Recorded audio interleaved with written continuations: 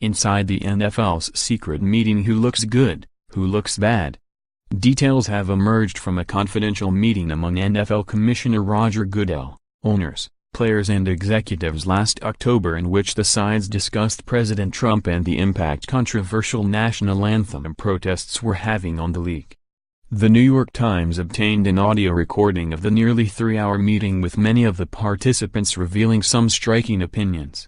What was the meeting supposed to accomplish? Addressing the concerns players such as Colin Kaepernick were raising? Limiting the public relations hit the NFL was taking? Working together to show a unified front? Here are the participants whose words made the greatest impact. The good Philadelphia Eagles owner Jeffrey Lurie cautioned the group about overreacting to Trump and number 39's criticism. "We've got to be careful not to be baited by Trump or whomever else," he said. "We have to find a way to not be divided and not get baited." Former San Francisco 49ers defensive back Eric Reid said he felt his former teammate Kaepernick was hung out to dry by the league. "Nobody stepped up and said we support Colin's right to do this. We all let him become public enemy number one in this country, and he still doesn't have a job."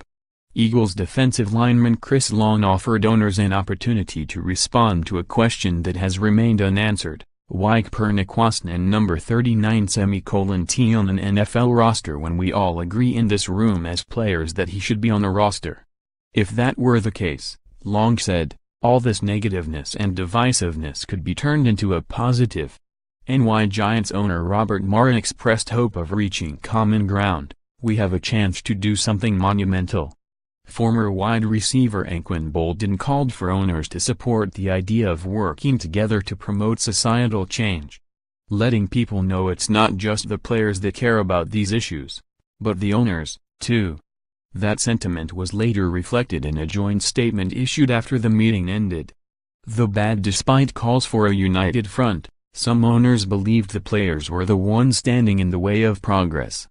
Houston Texans owner Bob McNair told the players they first needed to stop kneeling during the anthem. "You fellas need to ask your compadres, fellas, stop that other business, let's go out and do something that really produces positive results, and we'll help you."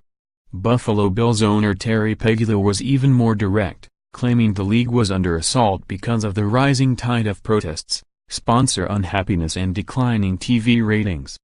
"We need some kind of immediate plan because of what's going on in society," he said. "All of us now, we need to put a band-aid on what's going on in the country." He also suggested the league find a point person, preferably a player, to combat what he called a media problem.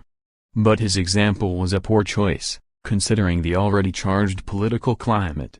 "For years we've watched the National Rifle Association use Charlton Heston as a figurehead," Pegula said. "We need a spokesman. For us to have a face, as an African American, at least a face that could be in the media, we could fall in behind that."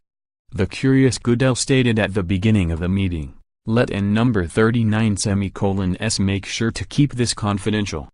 The audio eventually becoming public OS and number 39's look good for someone who number 39's had public conflicts with players and some NFL owners. New England Patriots owner Robert Kraft has been a longtime public supporter of Trump, but had some harsh words for the president behind closed doors. "The problem we have is, we have a president who will use that as fodder to do his mission that I don't feel is in the best interests of America," Kraft said. "It's divisive and it's horrible."